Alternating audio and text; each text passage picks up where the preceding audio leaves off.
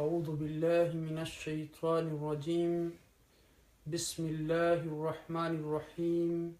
الحمد للہ رب العالمین والصلاة والسلام علی اشرف الانبیاء والمرسلین اللہم لا سہل الا ما جعلته سہلا وانت تجعل الحزن اذا شئت سہلا یا مقلب القلوب صرف قلوبنا علی طاعتک اللهم رب اشرح لي صدري ويسر لي امري واحلل عقدة من لساني يفقهوا قولي اللهم رب زدنا علما اللهم رب زدنا علما۔ اللہ پاک کی حمد و ثنا اور آقائے دو جہاں نبی مکرم تاجدار عرب و عجم سید المرسلین خاتم النبیین رحمت للعالمین کی ذات گرامی پر درود و سلام کے بعد اللہ سبحانہ و تعالیٰ کا احسان عظیم ہے کہ اس نے ہمیں یہ توفیق عطا فرمائی کہ ہم اس کی کلام حکیم کے ساتھ اس مجلس میں مل بیٹھیں اور قرآن حکیم کی آیات مبارکہ کو صحیح طریقے سے پڑھنے، سمجھنے اور ان پر عمل کرنے اور ان کو دوسرے لوگوں تک پہنچانے کا ذریعہ بنے۔ اللہ سبحانہ و تعالیٰ سے دعا ہے کہ وہ ہمیں ان آیات مبارکہ کو صحیح طریقے سے سمجھنے اور ان پر عمل کرنے کی توفیق عطا فرمائے۔ قرآن کتاب مبین ہے، قرآن روشنی کی کتاب ہے، قرآن ہدایت کی کتاب ہے، قرآن دستور ہے اور قرآن ہدایت اور روشنی ہے۔ قرآن کے ذریعے دلوں کو تسکین ملتی ہے، قرآن کی تلاوت کے ذریعے مومنین کا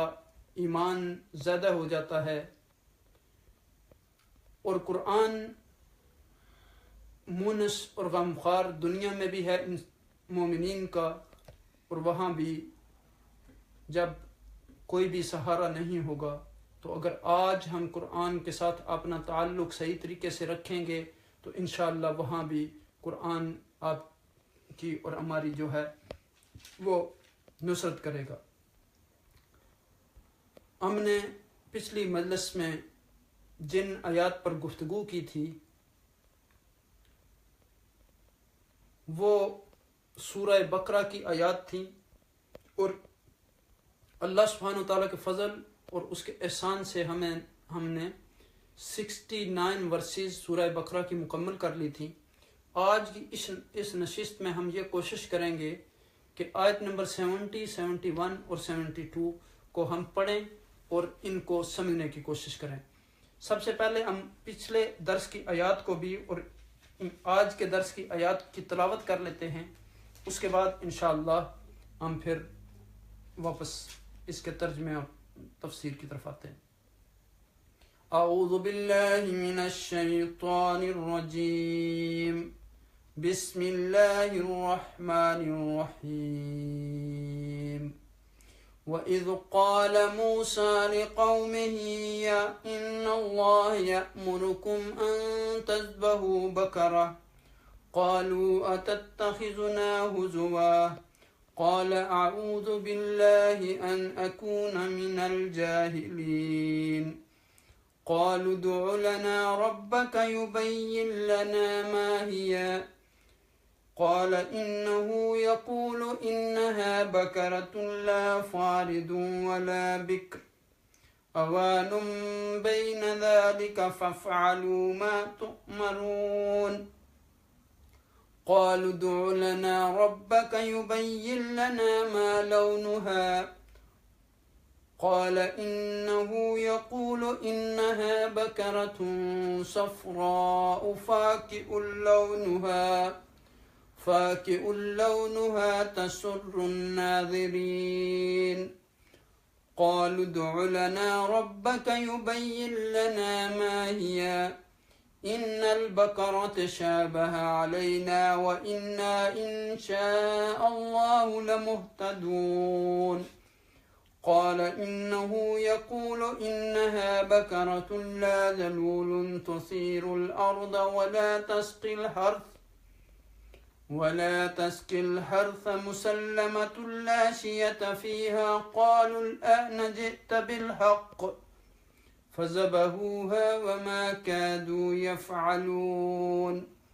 وإذ قتلتم نفسا فادارأتم فيها والله مخرج ما كنتم تكتمون۔ صدق اللہ العظیم۔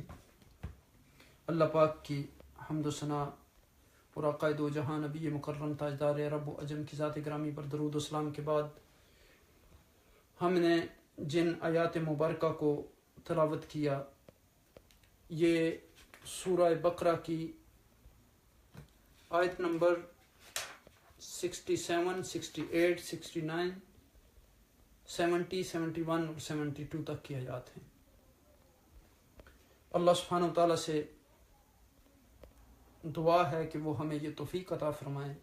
کہ ہم ان آیات کو صحیح طریقے سے سمجھ سکیں اور اس پر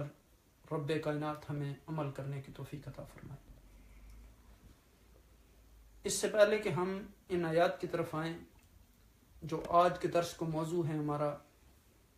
آیت نمبر 70 سے لے کر 72 تک کی آیات، اگر آپ کے سامنے یہ چیز ہو کہ پچھلے درس میں ہم نے جن آیات پر گفتگو کی تھی، ان آیات میں حضرت موسیٰ علیہ السلام نے جب اپنی قوم کو ایک گائے کو ذبح کرنے کا حکم دیا، اب چونکہ جب موسیٰ علیہ السلام کتاب لینے کے لیے اللہ سبحانہ وتعالیٰ کی طرف گئے تھے 40 دنوں کے لیے، تو اس کے بعد ان کی قوم نے ایک بچڑے کو معبود بنا لیا تھا۔ ان کے دل میں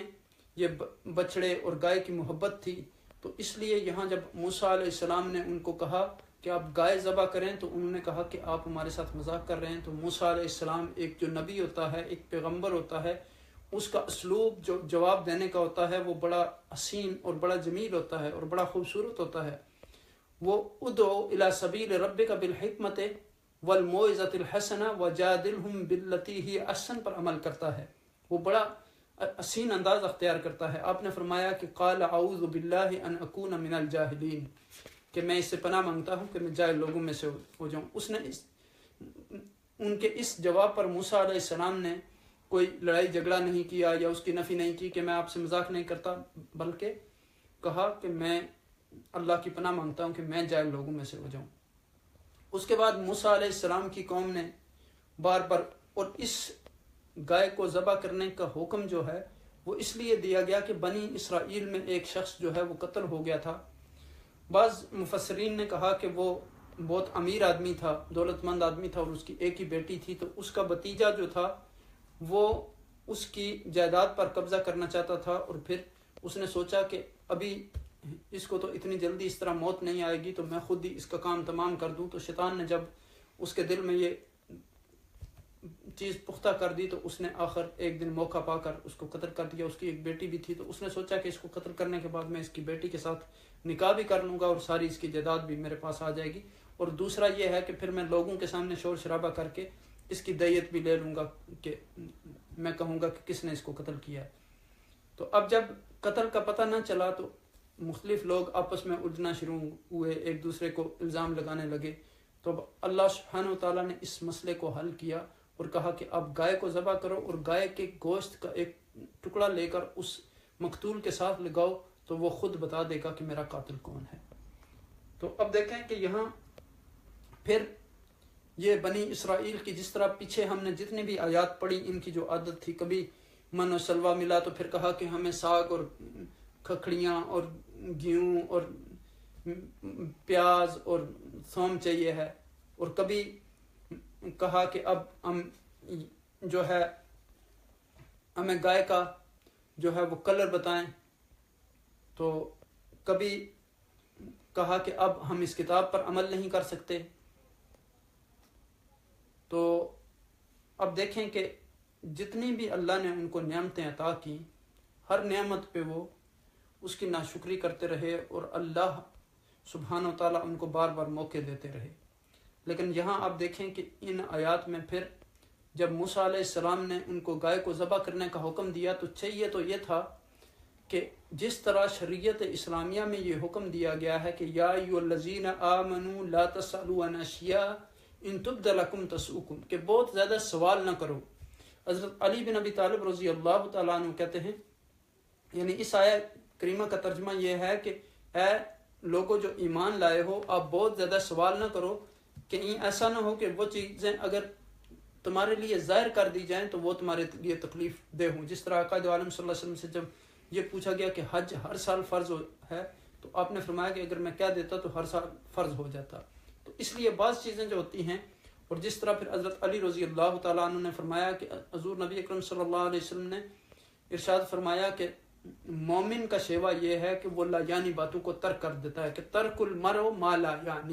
یعنی جس چیز سے بندے کا کنسرن نہیں ہے، تعلق نہیں ہے، اس چیز کو انسان چھوڑ دیتا ہے۔ تو اب یہاں دیکھیں کہ انہوں نے موسیٰ علیہ السلام سے طرح طرح کے حجتیں اور ہیلے، کیونکہ جب انسان نے کسی چیز پر عمل نہ کرنا ہو تو اس وقت وہ حجتیں قائم کرتا ہے، وہ اس سے بھاگنے کی کوشش کرتا ہے۔ تو اب موسیٰ علیہ السلام سے طرح طرح کے سوال کرنے شروع کیے، کہا کہ ہمیں یہ بتائیں کہ وہ گائے کیسی ہے، اپنے رب سے جا کے دعا کریں۔ اب دیکھیں کہ ان کا انداز دیکھیں، موسیٰ علیہ السلام کا انداز دیکھیں اور بنی اسرائیل کی قوم کا، یعنی ان کو کہتے ہیں کہ آپ اپنے رب سے، جیسے وہ رب جو ان کے رب نہیں تھے۔ تو اب دیکھیں کہ یہاں کہا کہ آپ اپنے رب سے دعا کریں کہ وہ ہمارے لیے واضح ہمیں بتا دے کہ وہ کیسی ہے۔ تو پھر موسیٰ علیہ السلام نے ان کو کہا کہ وہ گائے ایسی ہے، نہ تو وہ بوڑھی ہے نہ جوان ہے، درمیانی عمر کی ہے، اور آپ کو جو اللہ سبحانہ تعالیٰ نے اب کہہ دیا اب کر گزریے، یعنی اللہ تعالیٰ کا حکم بجا لائیں۔ اب دیکھیں کہ یہاں ایک نقطہ یہ بھی پتہ چلتا ہے کہ بنی اسرائیل کو یہ چیزیں پتہ لگنے کے باوجود بھی ان کے ہاں جو ہے انہوں نے پھر بھی ان کو اطمینان نہیں ہوا اس پہ، اور پھر بھی وہ یہ کرنا نہیں چاہتے تھے۔ اب موسیٰ علیہ السلام نے ان کو کہا کہ اب تو یہ، پھر انہوں نے اگلی حجت ایک یہ قائم کر دی کہ اب اس کا رنگ بتائیں، یعنی پھر رب سے دعا کریں۔ اب یہاں یہ بھی ایک بات پتہ چلتی ہے کہ رب کائنات پر موسیٰ علیہ السلام کا کتنا اعتماد تھا کہ بار بار آپ دعا کرتے اور اللہ سبحانہ تعالیٰ آپ کی دعا کو قبول کرتے، اور کہا کہ اب یہ بتاؤ کہ اس کا رنگ کیسا ہونا چاہیے۔ تو کہا کہ اللہ سبحانہ تعالیٰ کہتے ہیں کہ یہ زرد رنگ کی گائے ہونی چاہیے، تو اس کا جو چمکیلا رنگ ہے وہ دیکھنے والوں کو جو ہے وہ خوش کر دے۔ اب اس کے بعد پھر انہوں نے جو آج کی آیت ہمارے درس کا موضوع ہے، اس میں کہا کہ قَالُوا ادْعُ لَنَا رَبَّكَ يُبَيِّن لَنَا مَا هِيَ، بولے دعا کر ہمارے لیے تیرا رب بتا دے، یبین لنا بتا دے ہمارے لیے، ما ہی کیسی ہے وہ، ان البقرہ کیونکہ گائے کا شبہ پڑا ہے، متشابہ علینا، و ان اور ہم انشاء اللہ اگر چاہ اللہ نے، لمہتدون تو ضرور ہم راہ پا لیں گے۔ قال کہا انہو وہ، یقول فرماتا ہے، انہا کہ بے شک، بکرۃ اللہ وہ گائے جو ہے، لا ذلول نہ محنت کرنے والی ہے، یعنی زمین میں کھیتی باڑی کرنے والی ہے، تثیر الارض یعنی نہ زمین میں کھیتی باڑی کرنے والی ہے، جوتنے والی ہے، محنت کرنے والی ہے، ولا تسقی الحرث اور نہ پانی دینے والی ہے، یعنی جیسے ہوتا ہے نا کنویں کے اوپر جانوروں کو، یعنی ان کے ساتھ کوئی چیز باندھ کے، تو پرانے زمانے میں کنویں سے پانی نکالتے تھے۔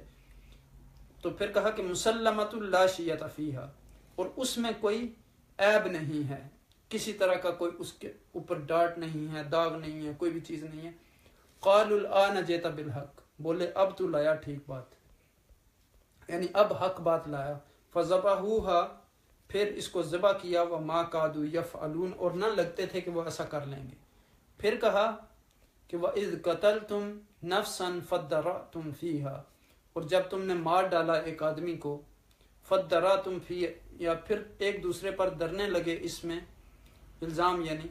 واللہ مخرج ما کنتم تکتمون اور اللہ ظاہر کرتا تھا جو تم چھپاتے تھے۔ فَقُلْ نَضْرِبُوهُ یہاں انشاءاللہ ہم ٹھہریں گے، یہ اگلی آیت جو ہے وہ اگلے درس میں ہم مکمل کریں گے۔ تو یہاں دیکھیں گے اب رب کائنات نے کہا کہ قالوا ادْعُ لَنَا رَبَّكَ يُبَيِّن لَنَا مَا هِيَ إِنَّ الْبَقَرَ تَشَابَهَ عَلَيْنَا وَإِنَّ إِنْ شَاءَ اللَّهُ لَمُهْتَدُونَ۔ اب یہ بنی اسرائیل نے موسیٰ علیہ السلام سے پھر کہا کہ دعا کریں اور ہمیں یہ واضح بتا دیں کہ گائے کے معاملے میں ہمیں شبہ ہو گیا ہے، تو ہم یعنی کہنے لگے کہ اب ہماری کی بار ہماری خاطر سے پھر اپنے رب سے دریافت کریں کہ وہ ہم سے یہ بیان کر دیں کہ اس کے اوصاف کیا ہیں، کیونکہ ہم کو اس بیل میں قدرے اشتباہ ہو گیا ہے یا گائے میں۔ انشاء اللہ لمہتدون، ہم ضرور انشاءاللہ اللہ تعالیٰ اب کی بار یعنی ٹھیک سمجھا دیں گے۔ تو اب دیکھیں یہاں کہ اس بنی اسرائیل کی قوم کا جو انداز تھا بار بار سوال کرنے کا، اب دیکھیں کہ گزشتہ آیات جو ہم نے پڑھی ہیں مسلسل، جہاں یہ واقعہ بیان ہو رہا ہے کہ بنی اسرائیل کو ایک سادہ حکم دیا گیا تھا کہ وہ ایک گائے ذبح کر دیں، لیکن انہوں نے اس میں طرح طرح کی موشگافیاں نکالی، طرح طرح کی حجتیں قائم کی۔ اللہ سبحانہ و تعالیٰ نے ان کے ہر سوال کا جواب دیا اور بتلایا کہ وہ گائے نہ بہت بوڑھی ہو، نہ چھوٹی عمر کی ہو، اس کا رنگ زرد ہو، دیکھنے والوں کو وہ بہت اچھی معلوم ہو، خوش کر دے۔ سب کچھ جان لینے کے باوجود بھی انہوں نے کہا کہ اب ہماری سمجھ میں نہیں آیا، ہمیں گائے کی پہچان میں کچھ شبہ پڑ گیا ہے۔ پھر حضرت موسیٰ علیہ السلام نے فرمایا کہ وہ گائے جو ہے وہ نہ کاشتکاری کے کام آتی ہے، اس میں کوئی عیب نہیں ہے، اور داغ یعنی نہ اس میں کوئی عیب ہو، نہ کاشتکاری کے کام آتی اور نہ کوئی اس میں داغ ہو۔ پھر انہوں نے کہا ہاں اب آپ نے ٹھیک بات کہی۔ غرض حجتوں کے بعد انہوں نے وہ گائے ذبح کی۔ اب بھی ان کے رویہ سے یہ معلوم ہوتا ہے کہ وہ ہوتا تھا کہ جیسا وہ ایسا کرنے والے نہیں تھے، گویا اب انہوں نے یعنی نہ چاہتے ہوئے بھی اللہ کے اس حکم کی تعمیل کی۔ تو پھر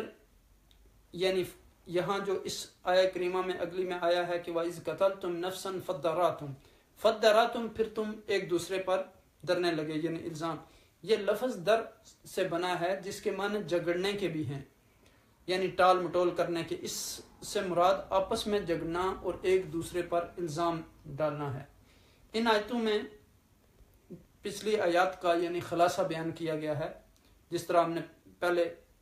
پڑھا ہے کہ بنی اسرائیل میں ایک شخص قتل ہو گیا تھا، لیکن قاتل کا پتہ نہیں چلتا تھا کیونکہ یعنی مشتبہ لوگ ایک دوسرے پر الزام لگا رہے تھے۔ اللہ تعالیٰ نے اصل قاتل کا نام بتانے کے لیے بنی اسرائیل کو حکم دیا کہ وہ ایک گائے کو ذبح کریں۔ انہوں نے ٹال مٹول کی، جب کافی ہیلے بانے کر کے وہ اس پر تیار ہوئے تو اللہ تعالیٰ نے حکم دیا کہ اس گائے کے گوشت کا ایک ٹکڑا اس مقتول کی لاش پر مارو۔ گوشت کا مارنا تھا کہ مقتول زندہ ہو گیا، اور اس نے قاتل کا نام اور ساری چیزیں بتا دی، اور اس طرح ایک بہت بڑی مشکل حل ہو گئی، اور مقتول یہ بتانے کے بعد پھر دوبارہ جو ہے وہ مر گیا۔ تو اب یہاں دیکھیں کہ ان آیات مبارکہ میں اللہ سبحانہ و تعالیٰ نے یعنی کتنی رحمت اور فضل کا معاملہ کیا اس قوم کے ساتھ، لیکن یہ بار بار انہوں نے ان کے رویے میں جو ہے وہ تبدیلی نہیں آئی۔ تو یہاں دیکھیں کہ ایک بات یہ بھی پتہ چلتی ہے کہ اللہ سبحانہ و تعالیٰ جو ہے وہ انسانوں کو زندگی دینے پر بھی قادر ہے، اور انسانوں کو جب چاہے وہ یعنی اگر کوئی مردہ ہے تو اس کو بھی زندہ کر سکتا ہے۔ اللہ سبحانہ و تعالیٰ کے پاس تمام چیزوں کی قدرت ہے، اور یہاں یعنی ان کو بتا دیا گیا کہ جس معاملے کو آپ سمجھتے تھے کہ گائے ذبح کرنے کی وجہ سے، چونکہ ان کے دلوں میں محبت تھی اور مقصود یہ تھا کہ اس محبت کو جو یہ جس طرح انہوں نے بچڑے کو پوجنا شروع کر دیا تھا اس محبت کو ان سے نکال دیا جائے، اور جو یہ اللہ سبحانہ تعالیٰ کہتے ہیں کہ جو آپ سمجھتے تھے کہ یہاں بہت بڑا مسئلہ ہو جائے گا اور ہمارے لیے مصیبت ہو جائے گی، یہاں تو گائے کے ذبح کرنے کا سبب جو ہے وہ یہ بن گیا کہ ایک یعنی آپ کا بہت بڑا مسئلہ حل ہو گیا، یعنی قاتل کا جو پتہ نہیں لگ رہا تھا وہ قاتل کا پتہ چل گیا کہ کون قاتل ہے۔ تو اب دیکھیں کہ یہاں یعنی فرمایا کہ یعنی اس گائے کے بارے میں کہ نہ لا فاردم ولا بکر اوان بین ذالک ففعلوا ما تؤمرون، یعنی کہا کہ اب تو کر ڈالو جو اللہ نے حکم دیا ہے۔ تو اس سے ہمیں ایک بات یہ بھی پتہ چلتی ہے کہ جس طرح وہاں ان کو یہ حکم دیا گیا کہ ففعلوا ما تؤمرون، تو جو اللہ سبحانہ وتعالیٰ ہمیں قرآن میں حکم دے رہے ہیں ہمیں بھی ان چیزوں پر عمل کرنا چاہیے۔ اب دیکھیں کہ پچھلی یعنی آیات میں ہم نے دیکھا تھا کہ وہاں جب اللہ سبحانہ وتعالیٰ نے یعنی ان کو بار بار ان کی نافرمانیوں سے کہا کہ کونوا قردۃ خاسئین، بندر بن جاؤ، تو وہاں بتایا کہ کچھ لوگوں کے لیے یہ نکالن ہے اور کچھ لوگوں کے لیے موعظہ ہے، یعنی کچھ لوگوں کے لیے عبرت ہے، کچھ لوگوں کے لیے نصیحت ہے۔ اب دیکھیں کہ جو عام لوگ ہوتے ہیں وہ تھوڑی دیر کے لیے کسی مصیبت سے کو دیکھ کر عبرت پکڑتے ہیں، لیکن متقین جو ہیں وہ نصیحت پکڑتے ہیں اور وہ ان کی ساری زندگی کو تبدیل کر دیتا ہے۔ اور پھر یہ ہے کہ آپ یہ دیکھیں کہ جو متقین لوگ ہوتے ہیں، تقوی کا جو اثر ہے وہ چہروں پر بھی ظاہر ہوتا ہے۔ آپ دیکھیں گے کہ جو لوگ یعنی متقین ہوتے ہیں، جو صلحاء ہیں، جو اتقیاء ہیں، جو اللہ کے مقربین بندے ہیں، ان کے چہروں سے بھی وہ روشنی عیاں ہوتی ہے اور ان کے چہروں پر نور ہوتا ہے، اور ان کے دلوں میں جو چیز ہوتی ہے اس کے اثرات ان کے چہروں پہ ظاہر ہوتے ہیں۔ اب دیکھیں کہ جیسے حدیث پاک میں آتا ہے کہ اتقوا من فراست المؤمن فانه ينظر بنور اللہ، یعنی آپ مومن کی فراست سے ڈریں چونکہ اللہ سبحانہ وتعالیٰ کے نور سے وہ دیکھتا ہے۔ اب دیکھیں کہ جس طرح یعنی حضور نبی اکرم صلی اللہ علیہ وسلم نے ارشاد فرمایا کہ الا ان فی الجسد مضغہ اذا صلح صلحت الجسد کلہ واذا فسدت فسدت الجسد کلہ الا وہی القلب، یعنی انسان کے جسم کے اندر گوشت کا ایک لوتھڑا ہے، اگر وہ درست ہو جائے تو انسان کا سارا جسم جو ہے وہ درست ہو جاتا ہے، اور اگر اس میں کوئی خرابی واقع ہو جائے تو سارا انسان کا جو ہے وہ نظام خراب ہو جاتا ہے۔ تو آپ دیکھیں کہ اسی طرح یعنی انسان کے اندر جب تقوی ہوتا ہے تو اس کی یعنی اثر انسان کے چہروں پر بھی ہوتا ہے۔ اب دیکھیں کہ یعنی ایک آدمی جب بیمار ہوتا ہے تو ایک ہی کھانا ایک بیمار آدمی کو اور ایک صحت مند آدمی کو دیا جاتا ہے، تو بیمار آدمی کو وہی کھانا کڑوا لگتا ہے چونکہ اس کے منہ کی ٹیسٹ تبدیل ہو جاتی ہے، اور جو صحت مند یا تندرست آدمی ہے وہ کھاتا ہے تو وہ تو کہتا ہے یہ کڑوا نہیں ہے۔ تو اب دیکھیں کہ یعنی بنی اسرائیل کا ایک شخص مارا گیا تو قاتل کا پتہ نہیں چل رہا تھا، تو اللہ تعالیٰ نے اس معاملے کا حل ان کو یہ بتایا کہ گائے کو ذبح کر دیں اور اس کا ایک ٹکڑا جو ہے اس کے جسم کے ساتھ لگائیں تو آپ کو پتہ چل جائے گا۔ تو یہاں مقصود ان کے دلوں سے گائے کی محبت نکالنا تھا۔ اور پھر آپ یہاں غور کریں کہ نبی کا انداز کس طرح ہوتا ہے اپنی قوم کے ساتھ، اور کتنا وہ شفیق اور رحیم ہوتا ہے اپنی قوم کے ساتھ، اور کتنی اپنی قوم کی خیر خواہی یعنی چاہتا ہے، اور کتنی مشقتوں کو اور کتنی ان کی حجتوں کو برداشت کرتا ہے نبی۔ اب بنی اسرائیل کا رویہ دیکھیں کہ یعنی کہتے ہیں کہ ادعو لنا، یعنی ہمارے لیے دعا کرو، تو پھر جب موسیٰ علیہ السلام ان کو بتاتے ہیں ساری چیزیں، پھر آخر میں کہا کہ فَفْعَلُوا مَا تُؤْمَرُونَ، یعنی اب دیکھیں کہ ان آیات سے ہمیں بنی اسرائیل کی نافرمانی اور سرکشی اور ان کو جواب ملنے کے باوجود بھی ان کا مطمئن نہ ہونا یہ معلوم ہوتا ہے۔ تو اب دیکھیں کہ اگر اس آیہ کریمہ کو ہم غور سے پڑھیں کہ فَفْعَلُوا مَا تُؤْمَرُونَ، تو کیا یہ صرف بنی اسرائیل کے لیے تھی یا ہمارے لیے بھی ہے؟ ہاں، ہمارے لیے بھی یہی حکم ہے۔ اب دیکھیں کہ ہم بھی اپنی اس کتاب مبین قرآن حکیم پر ہر چیز جو اس میں ہمیں حکم دیا گیا ہے، جس کے کرنے کا حکم دیا گیا ہے اس کو کریں، اور جس کے نہ کرنے کا حکم دیا گیا ہے اس سے رک جائیں۔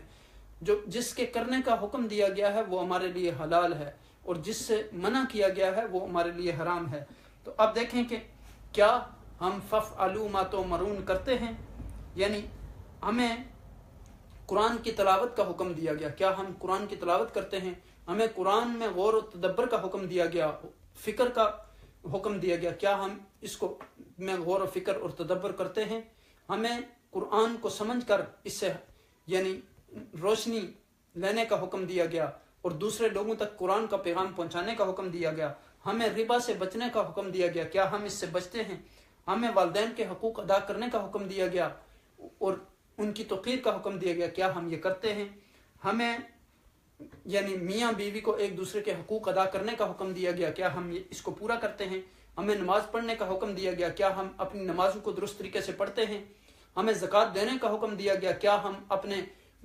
فقیر اور غربا اپنے بہن بھائیوں کا خیال رکھتے ہیں؟ ہم زکوٰۃ صحیح طریقے سے دیتے ہیں؟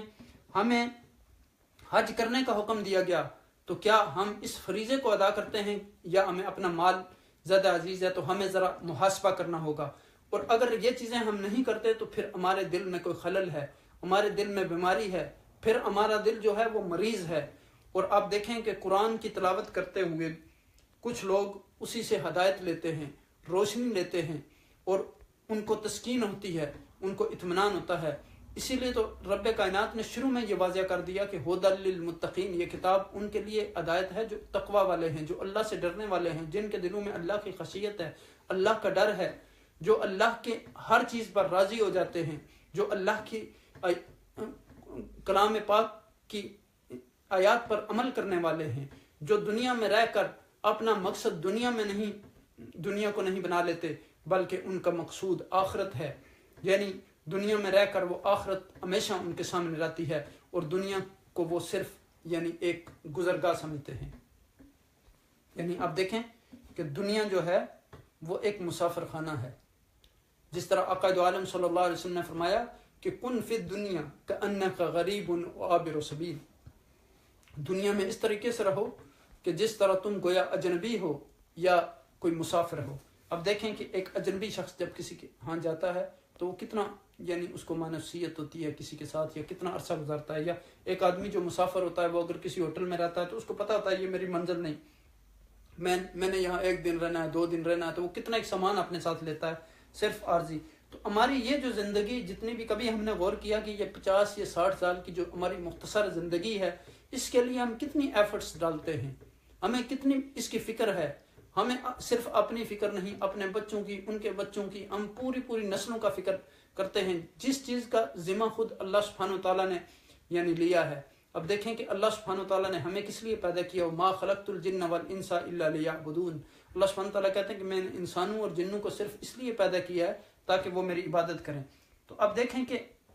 بعض چیزیں ہوتی ہیں کہ جو دیکھنے سے انسان کو خوشی ملتی ہے۔ اگر آپ کو یاد ہو کہ جب بہت پہلے یعنی جب یہ نظام نہیں تھا ٹی وی کا اور یہ بہت زیادہ ٹیکنالوجی نہیں تھی، تو جب لوگ حج اور عمرے کے لیے جاتے تھے تو وہاں سے ایک مشین لے کے آتے تھے، اس میں پکچرز ہوتی تھی، تو جب کوئی عمرہ یا حج سے آتا تھا تو لوگ جب وہاں جاتے تھے تو زمزم اور کھجور کے ساتھ لوگ یہ بھی پوچھتے تھے کہ آپ وہ مشین لے کے آئیں جس میں تصویریں ہیں، تو وہاں خانہ کعبہ کی، مسجد نبوی کی، مختلف زیارات کی تصویریں ہوتی تھیں، تو لوگ ان تصویروں کو دیکھ کے بڑے خوش ہوتے تھے۔ تو جب آپ کسی چیز کو دیکھتے ہیں تو اس سے بڑی خوشی ہوتی ہے۔ حضرت ابو ہریرہ رضی اللہ تعالیٰ عنہ کہتے ہیں کہ یہاں بنی اسرائیل اگر انشاءاللہ نہ کہتے تو ان کو قیامت تک وہ گائے نہ ملتی۔ تو اس آیت سے ہمیں یہ بھی پتہ چلتا ہے کہ انشاءاللہ کہنے کا کتنا فائدہ ہے، اور اگر انشاءاللہ سچی نیت کے ساتھ کہا جائے تو اللہ سبحانہ و تعالیٰ مومن کے لیے اس چیز کو آسان کر دیتے ہیں، وہ کام اللہ سبحانہ و تعالیٰ اس سے کروا لیتے ہیں، اس کام کے کرنے کی اللہ سبحانہ و تعالیٰ اس کو توفیق عطا کر دیتے ہیں۔ اور پھر یعنی انہوں نے کہا موسیٰ علیہ السلام کو کہ اب آپ حق لائے، حق تو پہلے بھی آیا ہوا تھا۔ اب دیکھیں کہ جس طرح امت مسلمہ کو بھی یہ حکم دیا گیا کہ یا ایھا الذین آمنوا لا تسألوا عن اشیاء ان تبد لکم تسؤکم، کہ بہت زیادہ سوال کرنے سے، کثرت سے سوال کرنے سے۔ اور پھر حضرت علی رضی اللہ تعالیٰ عنہ نے یہ فرمایا کہ حضور نبی اکرم صلی اللہ علیہ وسلم نے کہا کہ مومن کا معاملہ یہ ہے کہ وہ لا یعنی باتوں کو ترک کر دیتا ہے، کہ ترک المرء مال من حسن اسلام المرء ترکہ ما لا یعنی مسلمان جو ہے انسان کے اسلام کی خوبی یہ ہے کہ وہ لا یعنی باتوں کو ترک کر دیتا ہے، ان باتوں کو ترک کر دیتا ہے جس کے ساتھ اس کا کنسر نہیں ہے۔ اور پھر ایک دوسری حدیث میں فرمایا کہ سمعت رسول اللہ صلی اللہ علیہ وسلم ان اللہ کرہ لکم ثلاثہ قیل وقال واضاعت المال وکثرت السؤال، بہت زیادہ باتیں کرنا، مال کو ضائع کرنا اور کثرت سوال، اس سے منع کیا گیا۔ اب دیکھیں کہ جب انسان کے اندر کسی چیز کے عمل کرنے کا شوق ہوتا ہے تو وہ اسی ضروری سوال کو کرتا ہے، اور غیر ضروری سوال جو ہوتے ہیں وہ انسان کو بعض اوقات مصیبت میں گرفتار کر دیتے ہیں۔ اب دیکھیں یہاں ان کو گائے ذبح کرنے کا حکم دیا گیا تھا، اگر یہ سمپل گائے ذبح کر دیتے تو ان کا لیے آسانی تھی، لیکن انہوں نے پھر یعنی خود ہی اپنے لیے جو ہے وہ مصیبت بنائی۔ اب دیکھیں کہ بعض روایات میں آیا ہے کہ پھر انہوں نے کھال بھر کر یہ گائے کو تلاش کرتے رہے، جب ان کو گائے نہیں مل رہی تھی تو پھر انہوں نے یعنی گائے کی ٹو میں لگے، بہت تلاش کی، جستجو کی، جب کہیں نہ ملی، آخر نہایت کاوش کے بعد جب وہ گائے ملی تو اسی جوان کے پاس ملی کہ جس کا قصہ بھی بیان ہوا، اور اس کی کھال بر سونا دیا، یعنی گائے خریدنے کے بدلے میں۔ تو پھر کہا کہ فَذَبَحُوهَا وَمَا كَادُوا يَفْعَلُونَ، یعنی اب دیکھیں کہ یہاں کہا گیا کہ ان البقرہ تشابہ علینا و ان انشاء اللہ لمہتدون، تو پھر آخر میں یعنی اللہ سبحانہ وتعالیٰ نے ان کو حکم دیا کہ اب اس گائے کے یعنی جو ہے وہ گوشت کے ایک ٹکڑے کو اس کے ساتھ لگائیں تو آپ کو اس کا پتہ چل جائے گا۔ تو اب دیکھیں کہ دین میں جتنے بھی زیادہ انسان سوال کرے گا اتنا ہی عمل کرنا مشکل ہو جائے گا، اس لیے جتنا پتہ چل جائے انسان کو تو اس پر عمل کرنا چاہیے۔ اور پھر دوسری ایک اہم بات جو ہمیں پتہ چلتی ہے